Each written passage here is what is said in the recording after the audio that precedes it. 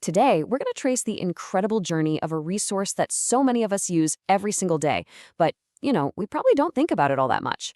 We are going to follow natural gas from its ancient origins deep inside the earth, all the way to our homes and businesses right here in Deer Park, LaPorte, and Pasadena. So let's get started on a journey that's been millions of years in the making. This statement, it just really hits home, doesn't it? For so many of us, natural gas is kind of the invisible engine that powers our daily lives. It's that blue flame on the stove when you're making dinner, it's the warmth coming from the furnace on a chilly morning, and believe it or not, it's a huge part of the power grid that keeps our lights on. It's just fundamental. It's a fantastic question, really. We just turn a knob, flip a switch, and boom, it's there.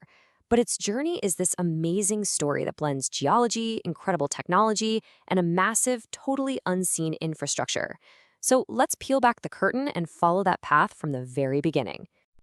Now, our story doesn't start in a pipeline or a power plant. No way.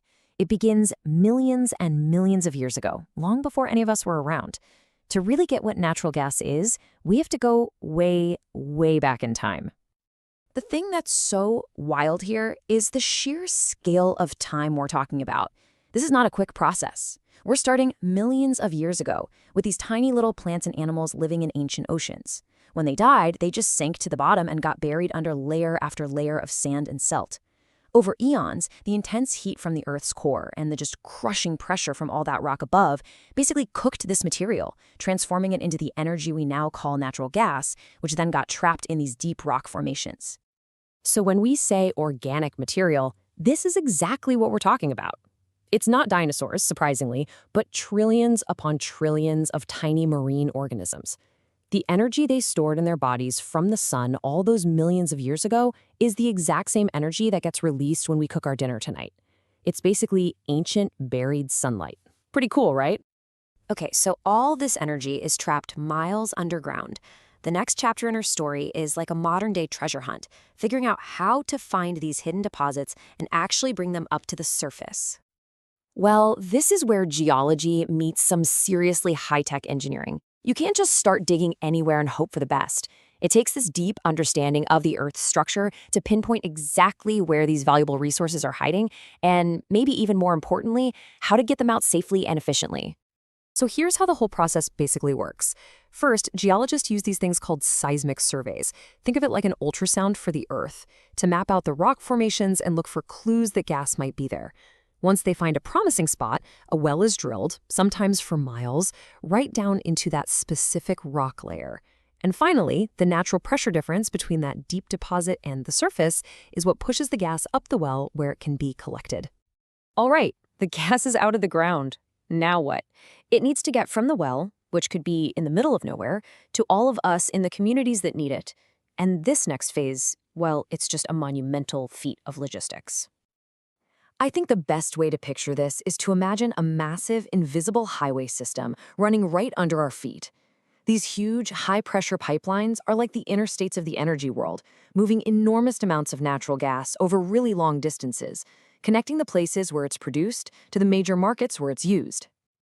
And that question brings this big, national story right back to our own backyard. Because our region is such a major energy hub, we are crisscrossed by these energy superhighways. They are an absolutely critical part of the infrastructure that makes sure we have a reliable supply. And not just for us, but for other parts of the country too. So we've traveled all the way across the country on this energy interstate. Now it's time to take the local exit ramp. This is that final crucial stage of the journey where the gas actually gets delivered right into our neighborhoods.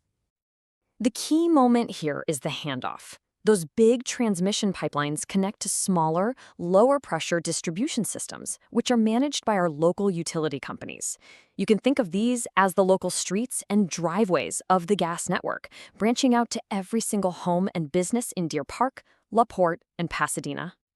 Of course, with an infrastructure this massive, safety is absolutely the top priority. This entire system is governed by really strict federal and state regulations. Utilities are doing regular inspections, they're constantly monitoring the pressure, and they use sophisticated systems to detect any leaks. It's all designed to ensure the safe and reliable delivery of energy to our community. So we've made the complete journey, from deep in the earth right to our doorstep.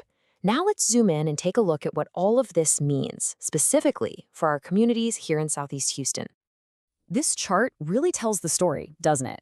A huge percentage of homes right here depend on natural gas for essential things, like staying warm in the winter and cooking family meals. It's a true cornerstone of how we live our lives at home. So where does our gas actually come from? Well, even though Texas is a gigantic energy producer, the whole network is incredibly interconnected.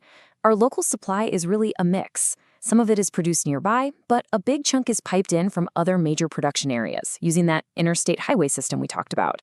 This whole setup ensures we always have a steady and diverse supply.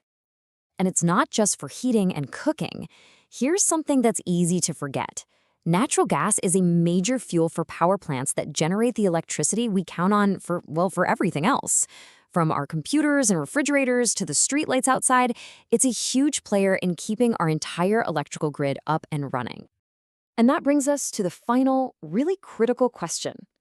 As our region continues to grow and the whole energy landscape keeps shifting, what does the future hold for this vital resource? It's a big question, and one that's going to shape our community's energy story for years to come. This has been an explainer from Think and Act Locally. If you found it valuable, you can support our work at thinkandactlocally.com/donate. We'd also love to hear what you thought about this episode. You can email us at david@thinkandactlocally.com. Thank you so much for joining us.